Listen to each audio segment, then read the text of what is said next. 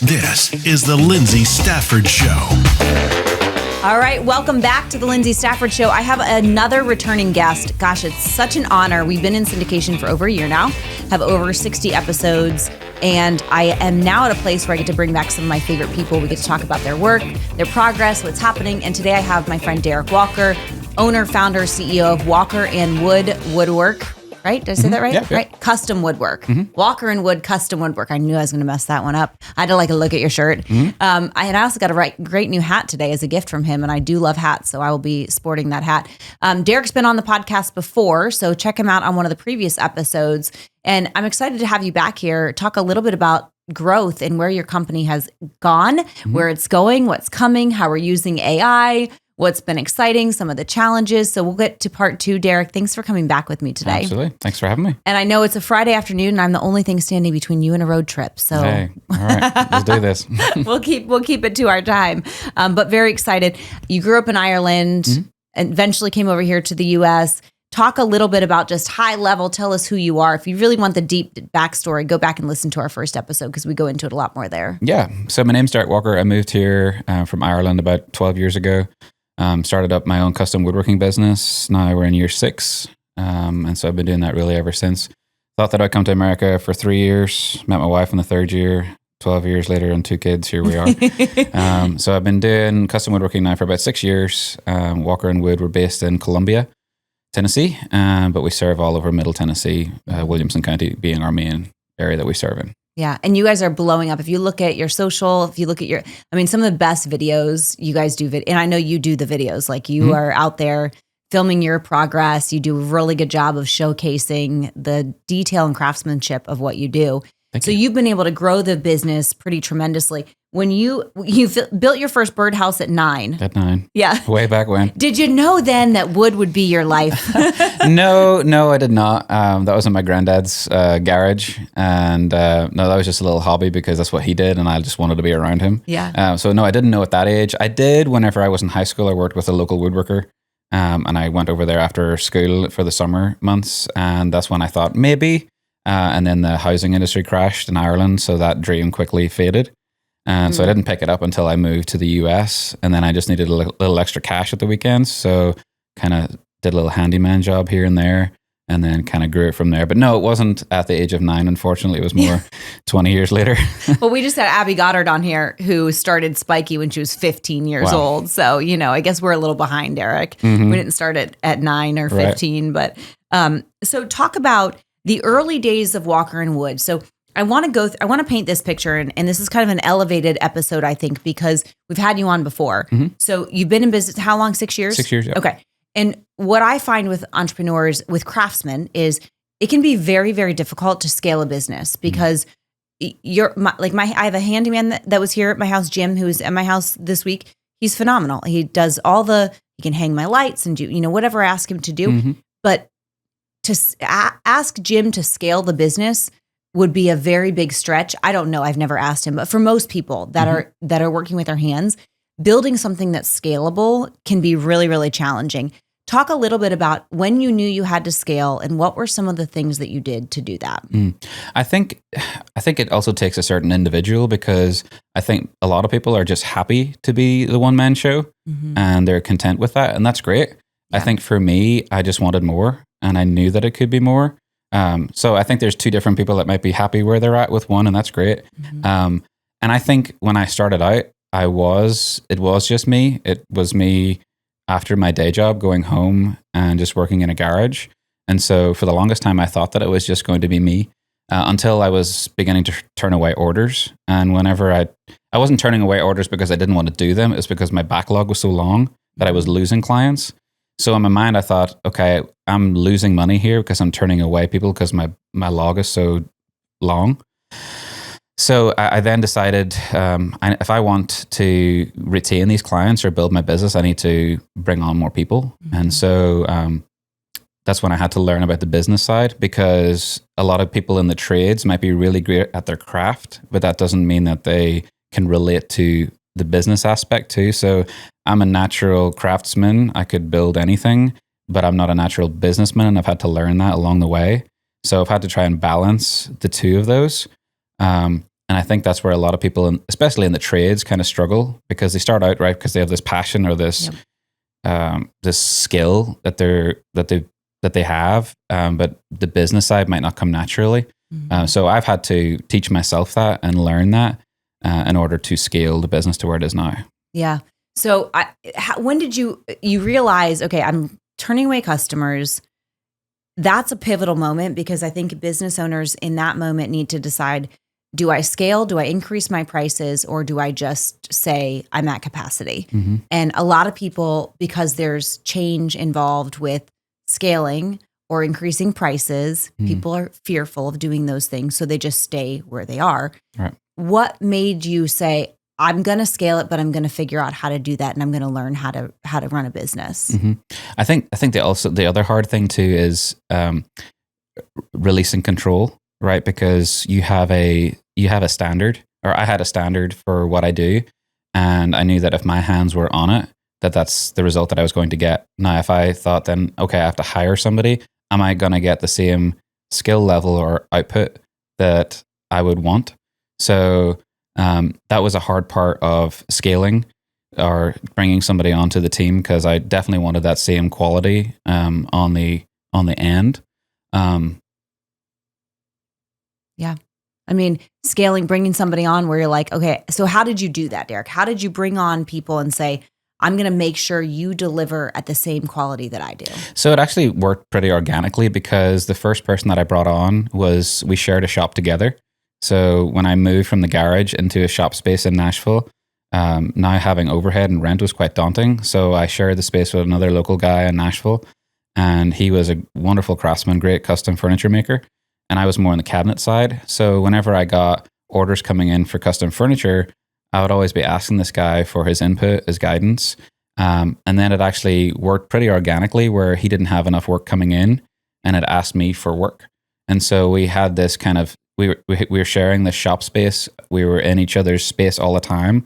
So it worked pretty great. And I think that moment helped me kind of loosen up a little bit, not lose control, but like delegate, I guess, a little bit, and know that he could do what I was asking him to do, and I was close by if I needed to check in on things. So I think over time, I've been able to loosen up a little bit, lose a little bit of control, and delegate better. Gain the confidence to say, all right, and there will be mistakes because it's going to happen. And how do we get through that, right? Right. So how do you ensure that the quality of work because how many people do you have on staff now? So we got 4 full-time right now, and those are in our new shop. And then we've got 2 that kind of are a job-by-job basis. So 6 total. So how do you ensure that the quality meets your expectations, and how have you learned to let go? So the beauty now of being able to grow the business, I don't necessarily have to be in the business as much. So I now get to be selective on what I want to build. And I always want to be building. I don't ever want to just be, behind a desk or off-site. So I have the beauty, or I have the luxury now of going around and just checking in on work. And so the guys in the shop, I get to go and lay my eyes on it, touch the cabinets, see for myself, is that up to our standard? And there's a lot of times where I look at something and I'm like, this is not good enough. Yeah. We gotta redo this, or we gotta tweak this or change this. And so some of the guys that have come on our team have experience and they've hit the ground running. A lot of guys that I just brought on a 21-year-old guy about 3 or 4 months ago and had never touched a tape measure. And so I've had to train him up. And, last week he's doing an install by himself now. So I've just had to coach, mentor, walk alongside, and also from the get-go state this is our standard and this is what we expect whenever something leaves our shop. And then this is the expected outcome whenever we leave a client's home. Yeah. So what made you decide to take a chance on someone who's 21 with no experience? I think I appreciated the honesty and the rawness of when he approached me starting college, it not working out for him. And I think I saw a lot of myself in him also. And he just had the boldness just to come and ask and just say, hey, we followed you on social media. We love what you guys are doing. I have no idea about this industry, but I've tried something that I thought would work and it didn't. And I would love to give this a shot. And so I'm all about giving somebody a chance. And he had the thing that I'm looking for is, do you have the things that I can't teach? Do you have the personality? Do you have the drive? Do you have the work ethic? And if that's, can you show up on time? Those are the fundamentals. And if you have those, I can teach you everything else. Yeah. And he ticked all those boxes. And I said, okay, we'll give you a chance. It's so funny that you bring that up. I think back to my corporate days. And like now when I bring somebody on, we were just talking about this, when I bring somebody on to the team, to be honest with you, I can ask this question, how has your faith played a part in your business? But I already know the answer, but we will let you answer that for listeners. Mm-hmm. But I think for me, it's like God's just put the right people in my path for every time we need something. And it's like, I just am like, all right, Lord, like I think this is what we're looking for. Who should it be? And like, it's just happened, right? It's just like these opportunities for the right person to join our team has just happened.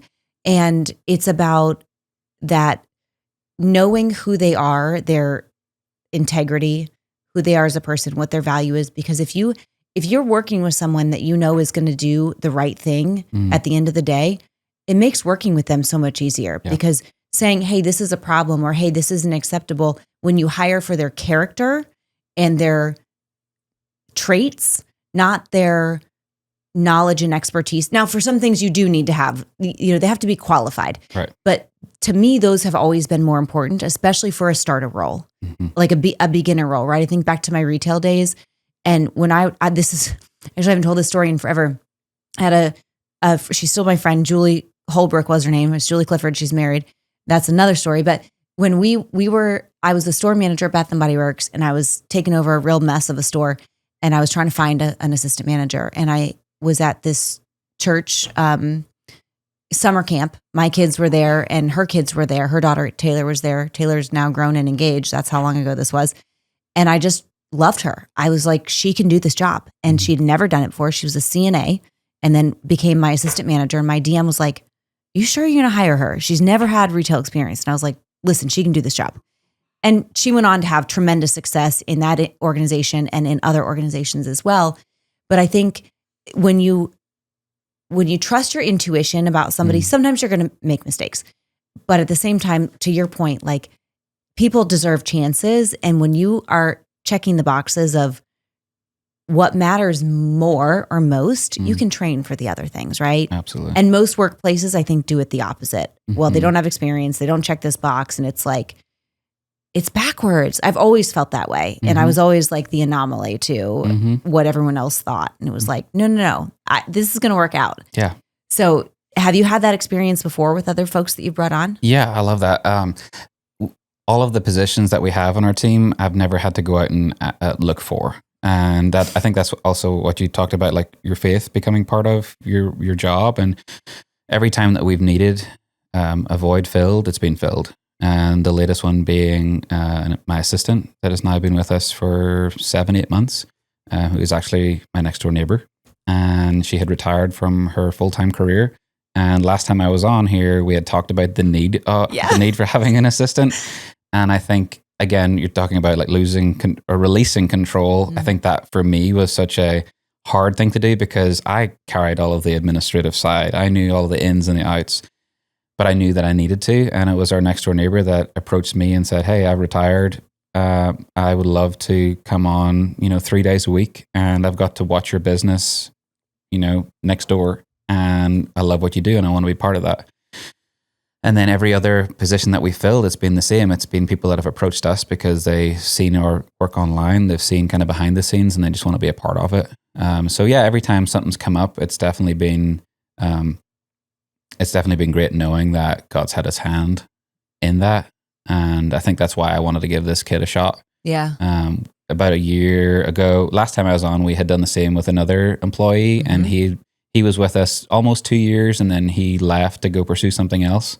But it's also great knowing that we helped equip somebody with new skills. And if they were a year in or 2 years for this guy and he realized this wasn't for him, at least he's leaving with 2 years totally skill and knowledge behind him. And he was a who for you, and you were a who for him, right? Yeah. You provided an opportunity. He provided work or hands to do the work. Yeah. I mean, I think there's two things I want to say there. The first one is, yes, I remember us having the same conversation. So when you first said that, I was like, we said this last time too. You talked to me about this last time. But bringing on an assistant, Yes. okay? So this is something I cannot preach enough to people. I've had the same assistant. She's now my director of operations. I still accidentally call her my assistant quite a bit, but we did officially promote her this year. Very well deserved. And she's been with me for, I think, 7 years at this point. And so I've been able to build and grow several different businesses, different legs of businesses, different opportunities, largely because of the partnership that I have with her. Aside from my husband, she's the next person that spends the most time in my head and with me, right? And I think thinking about that strength when people are like, how do you do it all? It's like, I don't do it all. I have this, but it's the hardest hire to make. Yes. And people always ask me, how did you find her? And it's like, well, she started working 5 hours a month for me. That's how it started. And now she is works basically full time. And you think about taking that leap. So I want you to walk through that journey, because as an entrepreneur, CEO, business owner, that journey of hiring your right hand to support you with admin tasks and emails and calendars and schedules and bills and receivables and payables and all those things and whatever else they do, that's a huge weight to lift off your shoulder. Yes. Can you talk us through that journey? Yeah, I think I got to the place of you can only do so much. And if you have your hand in everything, something's going to suffer. Yeah. One aspect of the business, you cannot do everything when you're growing this fast. And that for me was in my head, I knew I needed to release this. I knew I needed somebody's help. I needed fresh eyes. I needed fresh ideas. And really it took her approaching us with, this is what I couldn't take off your plate. Yeah. It was extremely difficult because that's stuff that I held close to me, because I trusted people now with the building aspect. But when you're dealing with like actual clients and more of the administrative side, I was like, that's stuff that I've had my hand in. So it's been a slow process, but it's been a game changer for us that she can take care of all of our accounting, all of our books, scheduling, corresponding with clients, scheduling our team. And also it's been super helpful for fresh eyes, because I've almost had to be retrained in some ways, because she was like, why would you do it this way? And it's like you have another wife now. Yeah. And I'm like, well, it's because it's the way I've always done it. And she said, well, that's dumb. Why would you do it this way? I love her already. Yeah. And it's actually been great, because we built a friendship for a couple of years as her being her next door neighbor.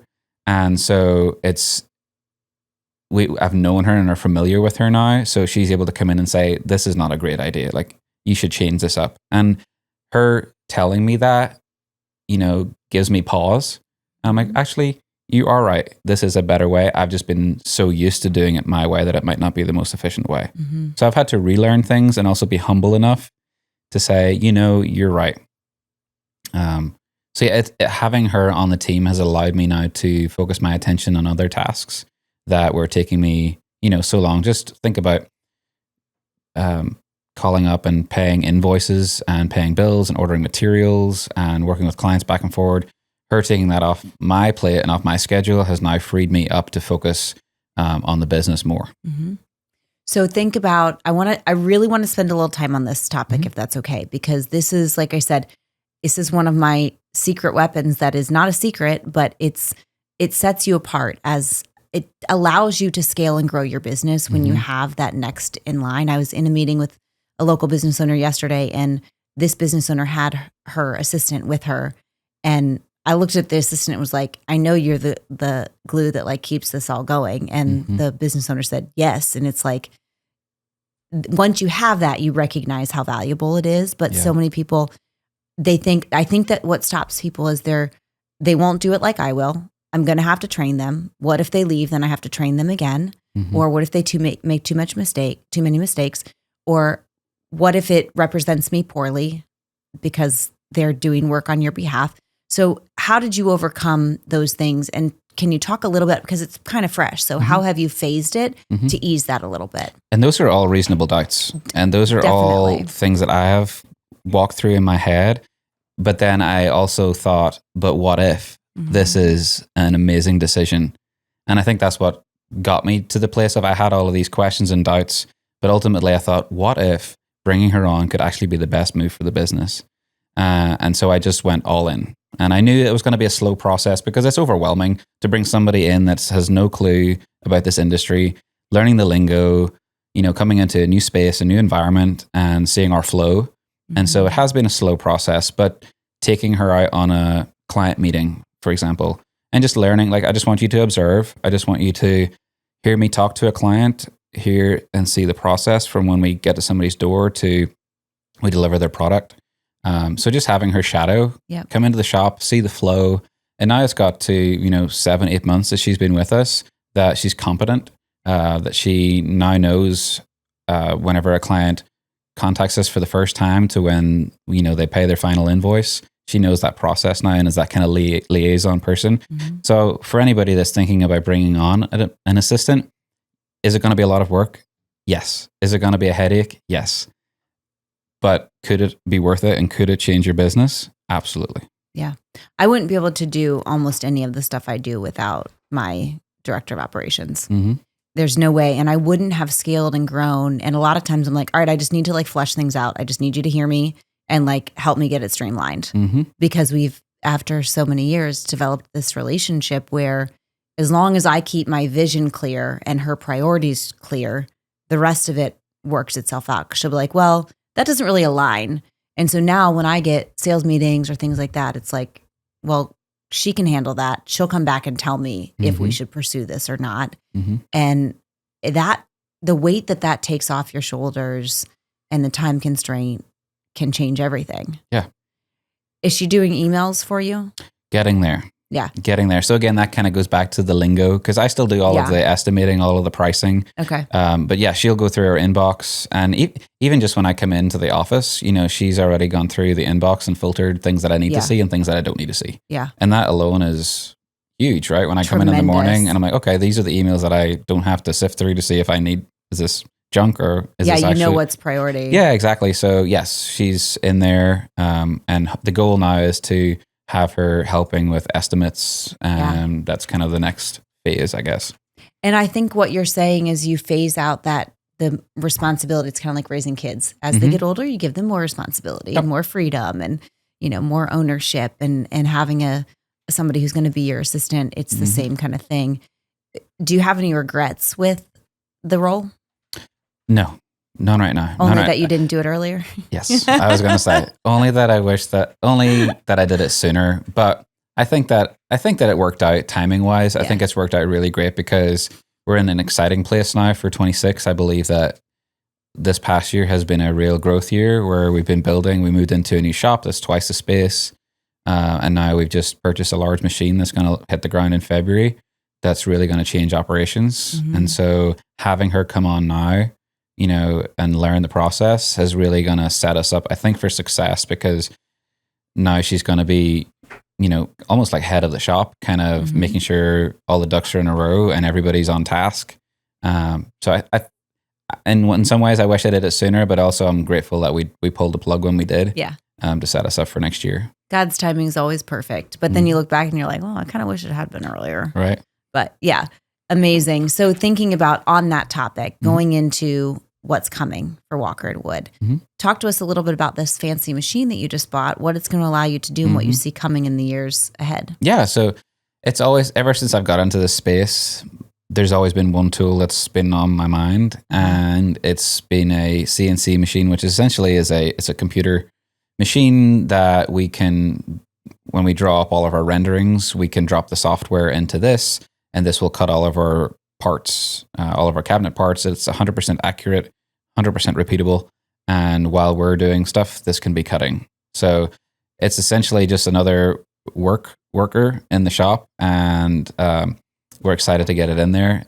The part that was daunting for me bringing it on was one, the expense. It's the most expensive part of machinery that we've had to buy for the shop. So that was daunting in itself. And then two, just the onboarding, just the learning, because I'm not very tech savvy, but one of the guys on my team that's been with us the longest, Travis, has been with us now for 3 years. That's his gifting. That's his skill. And so we just had a meeting last week where actually we're changing his role for 26.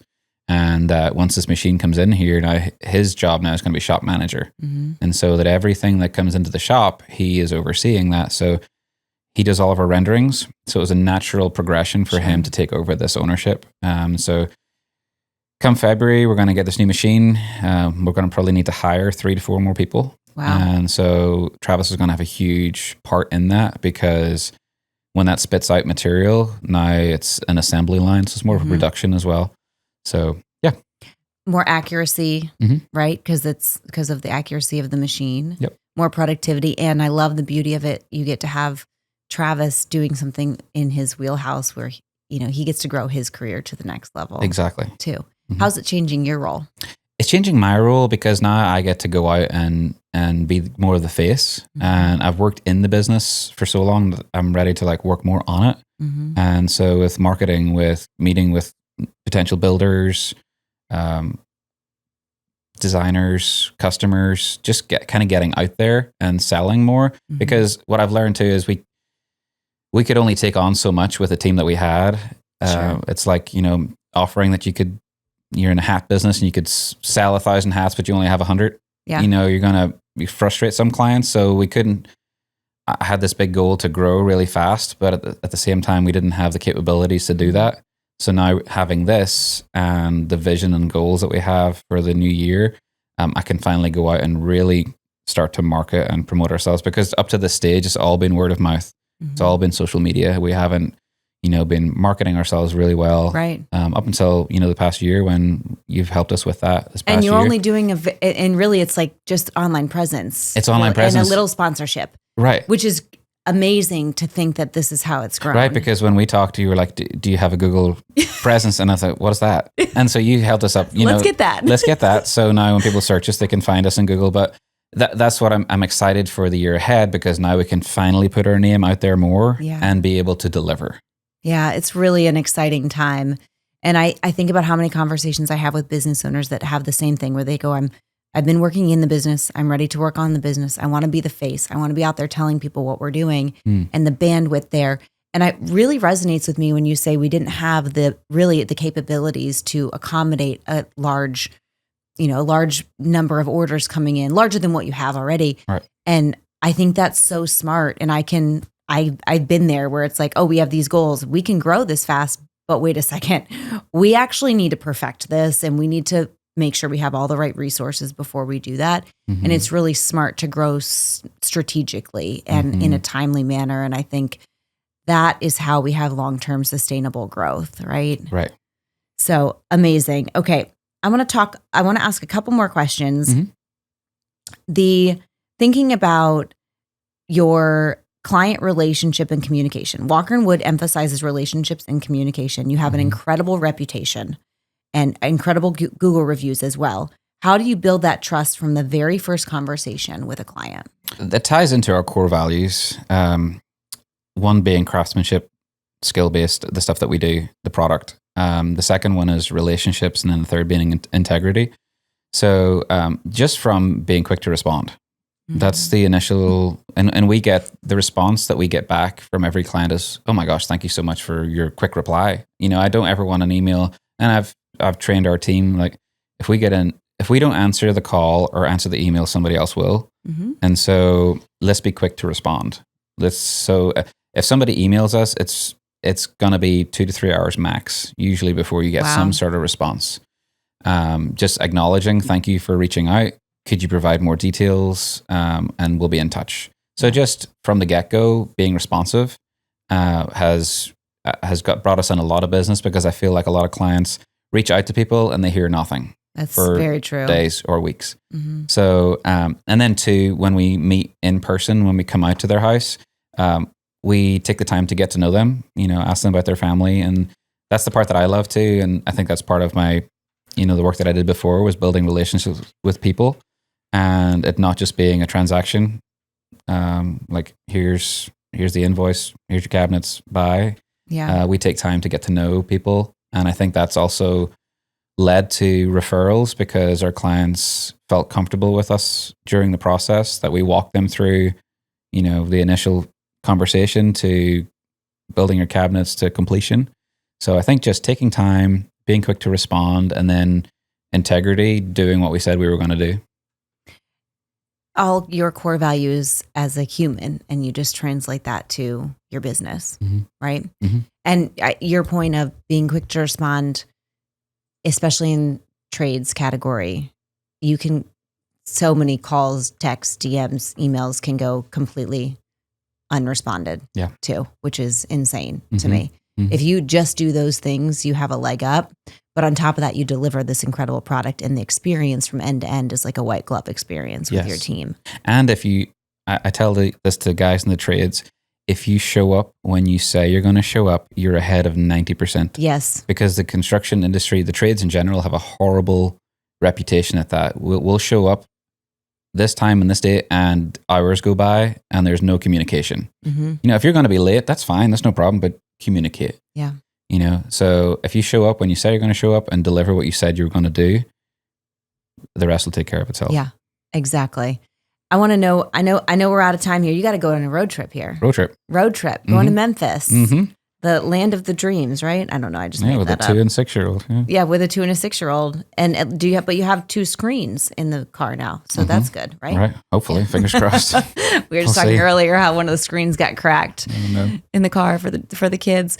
So tell us where we can find you. Yeah, so on social media, Walker and Wood. Our main presence is on Instagram. We're on Facebook at that same handle. walkerandwood.org is our website. And yeah, that's pretty much where you can find us. Yeah, go and watch on social media because you do incredible before and afters, and you show the shop and you show the projects you guys are working on. And I love, you've done a lot of projects in your own home recently. Yes. Which has been super cool to watch. Yes, that's my list.